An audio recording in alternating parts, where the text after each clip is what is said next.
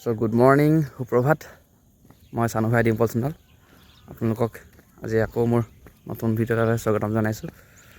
Finally 5 তাৰিখৰ দিনাখন Assam police ABUBৰ নতুন পোষ্ট ওলালে 1715টা UB 1052টা আৰু UB AB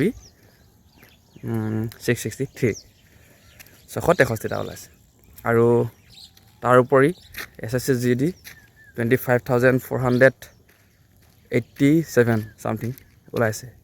তো ইমানবোৰ পোষ্ট ওলাইছে আৰু যিদৰে আমাৰ মুখ্যমন্ত্ৰী ডাঙৰীয়াই কৈছিল 5,000 পোষ্ট ওলাব, ঠিক তেনেদৰে চাগে আৰু পোষ্ট ওলাব, কামাণ্ডো ওলাব নিশ্চয়। আৰু Assam forest guard AFF ranger সেইখিনি পোষ্টো ওলাব। যিহেতু তেওঁ কৈছে যেতিয়া সেইখিনি পোষ্ট ওলাব। আৰু তেওঁ এটা কথা কৈছিল 3 তাৰিখৰ মিটিঙৰ দিনাখন, এপইণ্টমেণ্টৰ দিনাখন যিদিনা গুৱাহাটীত, তাত এটা কথা কৈছিল স্পষ্টকৈ যে যিমান পোষ্ট খালী থাকে শিক্ষা বিভাগত আৰু গৃহ বিভাগত সকলো ফুলফিল কৰা হ'ব। প্ৰতি বছৰে পোষ্ট খালী হ'ব, প্ৰতি বছৰে পোষ্ট ফুলফিল কৰা হ'ব, সেই কথা আমাক কৈছিল।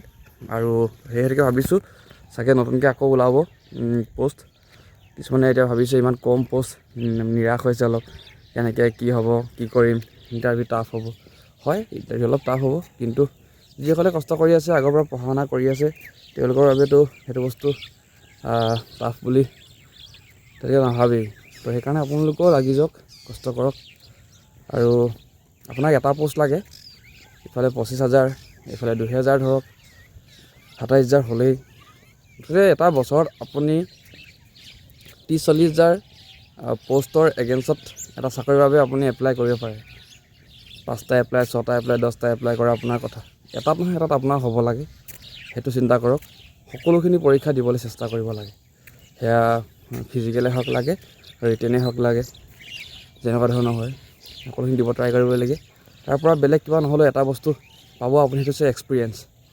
আৰু এক্সপিৰিয়েঞ্চ মেক পিপুল পাৰফেক্ট কৰে। তো এক্সপিৰিয়েঞ্চৰ পৰা মানুহ পাৰফেক্ট হয়, শিকিব পাৰে।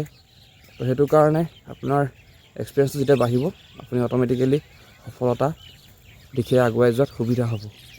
তো সেইখিনিয়ে, সকলোৱে লাগি থাকক। আপোনালোকক এনেদৰে ভিডিঅ'বোৰ দি থাকিম, কেনেকুৱা কি পোষ্ট ওলাই কৈ থাকিম, জনাই থাকিম। আৰু চাই ল'ব, বয়সৰ এটা সীমা থাকে।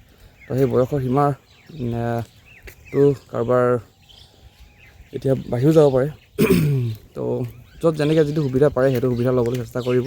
আৰু সোনকালে এপ্লাই কৰিব চেষ্টা কৰিব, কাৰণ সোনকালে এপ্লাই কৰিব ভাবিলে আপোনাৰ বয়সটো যদি 2-এদিন যদি অলপ যদি মানে বাঢ়ি থকা লেখীয়া হৈছিলে, তেতিয়া মিলি যাব মানে। তো সেইটো বস্তু চাই ল'ব। আৰু ডকুমেণ্ট কি লাগে সেইটো PDF পাই যাব, নহ'লেবা মই জনাই দিম, আপোনালোকক ভিডিঅ' বনাই দিম কি ভিডিঅ' লাগে, আপোনালোকে জনাব কমেণ্ট কৰি। তো বাকী ইমানখিনিয়ে। ভিডিঅ'টো ভাল পালে আপোনালোকে লাইক কৰি দিব, শ্বেয়াৰ কৰি দিব, কমেণ্ট কৰিব।